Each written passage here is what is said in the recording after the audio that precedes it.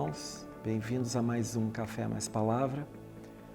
Hoje o meu desafio é procurar abordar esse tema, vencendo a fraqueza do medo.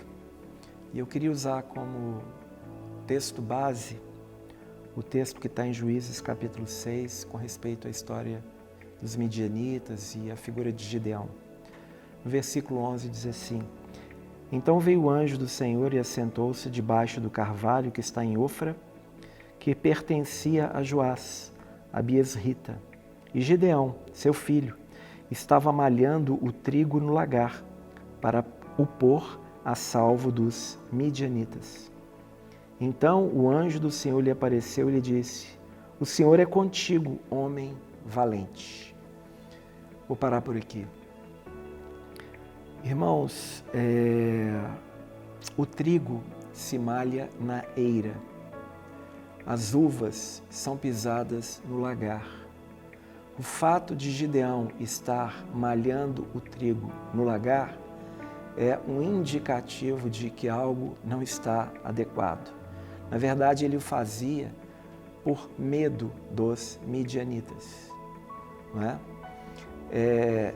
E os midianitas, nesse sentido, no livro de Juízes, vão ser representativos de tudo aquilo que, pelo medo, nos impede de que Cristo seja mais profundamente formado em nós. Nós sabemos que após a queda, um dos elementos que Adão sentiu como resultante da queda foi o medo de Deus.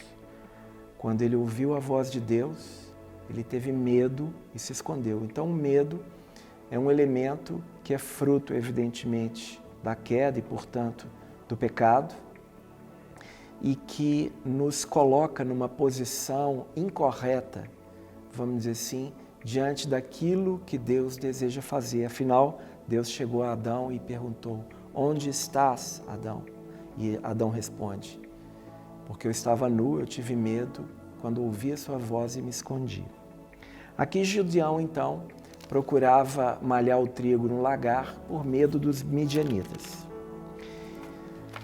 Bom, no capítulo 7 diz assim: Então Jerubaal, que é Gideão, se levantou de madrugada e todo o povo que estava com ele se acamparam junto à fonte de Arode, de maneira que o arraial dos midianitas lhe ficava para o norte, no vale defronte do outeiro de Moré. Disse o Senhor a Gideão: É demais o povo que está contigo para eu entregar os midianitas nas suas mãos. Israel poderia se gloriar contra mim, dizendo: A minha própria mão me livrou. Apregou-a, pois, aos ouvidos do povo, dizendo: Quem for tímido e medroso, volte e retire-se da região montanhosa de Gileade. Então voltaram do povo 22.000 e 10.000 ficaram. Eram 32.000 ao total. Disse mais o Senhor a Gideão: Ainda há povo demais, faze-os descer às águas e ali os provarei. Aquele de quem eu te disser, este irá contigo, este contigo irá. Porém todo aquele de quem eu te disser, este não irá contigo, esse não irá. Fez Gideão descer os homens às águas. Então o Senhor lhe disse: Todo que lamber a água com a língua, como faz o cão, esse porás à parte, como também a todo aquele que se abaixar de joelhos a beber. Foi o número dos que lamberam, levando a mão à boca, 300 homens, e todo o restante do povo se abaixou de joelhos a beber a água. Então disse o Senhor a Gideão: Com estes 300 homens que lamberam a água, eu vos livrarei, e entregarei os midianitas nas tuas mãos. Gideão estava com 32.000 homens. O Senhor disse que haveria de entregar os midianitas nas mãos dele. Mandou separar os tímidos e medrosos, ficaram 10.000. Desses 10.000, ele disse que eles bebam água do ribeiro. E todos aqueles que não se ajoelharam diante daquela fonte, Deus então mandou separá-los. Aquela fonte, irmãos, é a fonte de Arode. Arode significa, a palavra Arode significa medo ou terror. Portanto, os 300 homens que foram separados por Deus para que junto a Gideão pudessem alcançar vitória diante dos midianitas, foram aqueles 300 homens que não se ajoelharam diante da fonte de Arode, que não se ajoelharam diante do medo ou do terror. O número 300 na Bíblia, nós não temos tempo aqui, mas ele é indicativo do remanescente fiel. Ele tipifica os vencedores que haverão de ser levados quando da primeira ressurreição. Estes 300 homens tipificam os vencedores. E estes vencedores, pelo número 300, há uma linha da revelação por meio da qual nós podemos claramente discernir que é uma pequena porção dentro do todo, né, que, neste caso, não se deixaram contaminar pelo medo e, portanto, puderam vencer os midianitas.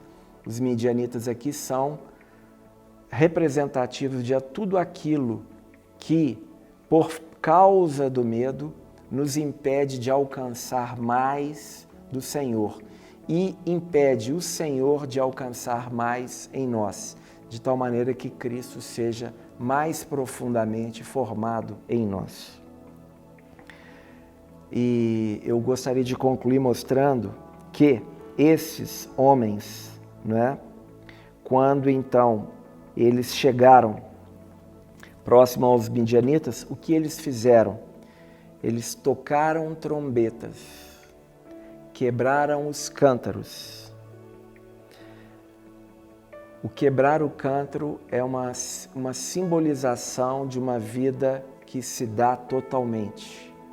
E é interessante que dentro dos cântaros haviam tochas, claramente uma figura da plenitude, da luz, do Espírito que neles havia, em tipologia, conforme nós podemos depreender, né, do contexto da antiga aliança. Portanto, peço aos irmãos que meditem com mais cuidado nessa passagem, porque ela é indicativa desse pequeno grupo que será levado na primeira ressurreição e no arrebatamento para reinar com o Senhor.